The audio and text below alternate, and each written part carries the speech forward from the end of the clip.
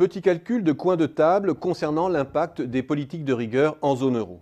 Premier constat d'abord, au regard de la croissance observée. La croissance de la zone euro était sur un rythme de 2% entre le début de 2000 et de 2008. Le PIB a ensuite décroché de 5,8% entre le début de 2008 et le milieu de 2009. Depuis 2010, la croissance s'est replacée sur un trend annuel de 0,3% environ. Non seulement le niveau du potentiel a été amoindri, mais son rythme a par la suite été altéré. Que l'éclatement de la bulle de crédit produise un décrochage non réversible du PIB était anticipé.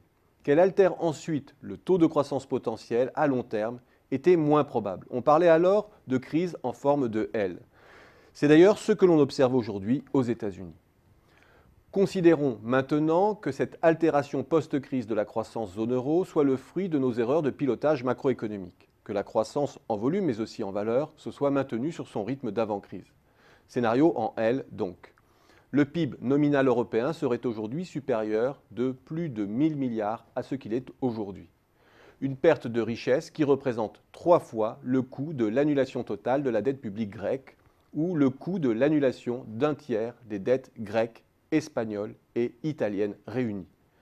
Voilà qui en dit long sur la rationalité des options européennes. Raisonnons maintenant de façon moins ad hoc. Imaginons qu'à partir de 2010, la zone euro ait opté pour une stricte neutralité budgétaire. Qu'elle se soit épargnée l'effort de consolidation collective équivalent à 4 points de PIB, soit 0,8 points par an lorsque l'on se réfère à la variation du déficit primaire structurel. Retenons ici les évaluations du FMI sur la sensibilité de la croissance à 1 point de réduction du déficit structurel, entre 0,9 et 1,7% de perte de PIB, un chiffre d'autant plus grand que le PIB est en dessous de son potentiel. Je retiendrai ici 1,5. Ajoutons un effet de 0,3 points par an sur l'inflation, très probablement sous-estimé. L'Europe aurait donc perdu 1,8% de croissance nominale chaque année en 2012, 2013 et 2014. Moins en 2011 si l'on tient compte des délais de transmission des politiques de rigueur. En cumulé, une perte de 6,2% de PIB. Imaginons maintenant que les pays européens se soient contentés d'une stricte neutralité budgétaire dès le début de 2011. Le déficit structurel se serait en cumulé dégradé de 3,1 points du PIB. La zone aurait à contrario réduit la composante conjoncturelle du déficit de 2,8 points.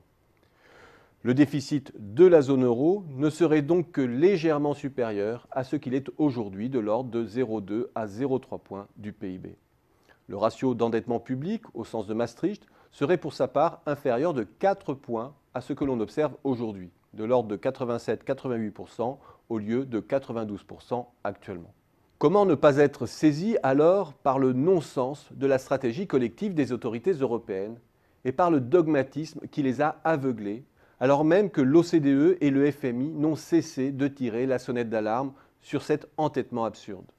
Nous avons sacrifié des centaines de milliards de PIB et sapé la croissance potentielle au nom soi-disant des générations futures.